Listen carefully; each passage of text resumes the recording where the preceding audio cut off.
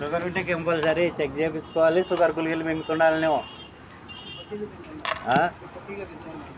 తినాలపా, తింటేనే బాగుండేది.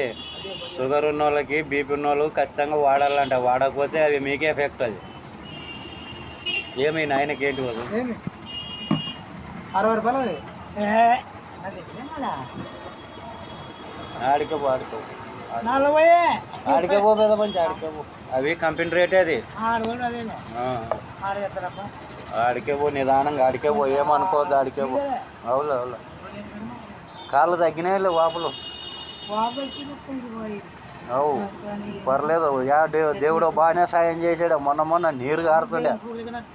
అంతేనా? వాని అమ్మ దేవుడు అనేవాళ్ళు లేడంటవా? ఏం అట్లాంటివి పాపము, ఏం అట్లాంటివి అంటే సరే అట్లా అంటే ఎట్లా కదా మంచి దేవుడు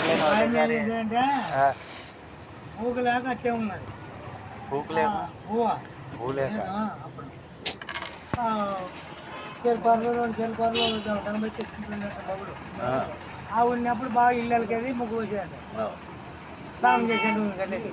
అవి అయిపోయినాక లేదు. అట్లా దేవుడు మనం దేవుడు లేదు మనిషి ఎట్లా ఉంటాడు పెద్ద మంచి. మరి ఇప్పుడు మరి ఆ పెద్ద మంచికి దిక్కు లేనివానికి ఎవడో కూడా జత అయ్యే కదా ఇప్పుడు ఆసుపత్రి తోలకు వచ్చినట్ల ఇంకా పెద్ద మంచిని.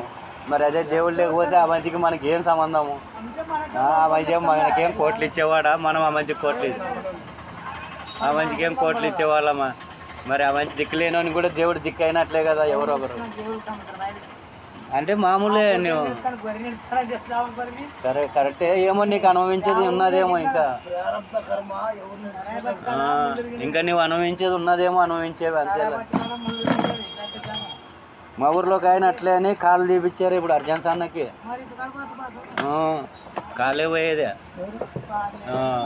ఈయన మంచి పేరు బాగుంది.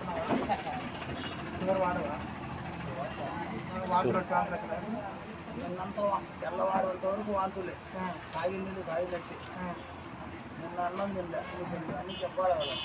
దాని ప్రభావం రాత్రి 7 గంటల నుండి మొదలు పెట్టుకొని పొద్దున 6 గంటల వరకు వాంతులైనాయి. ఆలోచన చేసి 2 ఇడ్లీ చక్కెర తిని, ఒక అరటిపండు తిని, ఒక బీపీ మాత్ర, ఒక నొప్పులు మాత్రం వేసుకొని కూర్చున్నా. స్వామి వచ్చినాడు. ఏం మెత్తగా బేదులు ఉన్నాయా? బేదులు ఏం లేవు. వాంతులు నీరసం.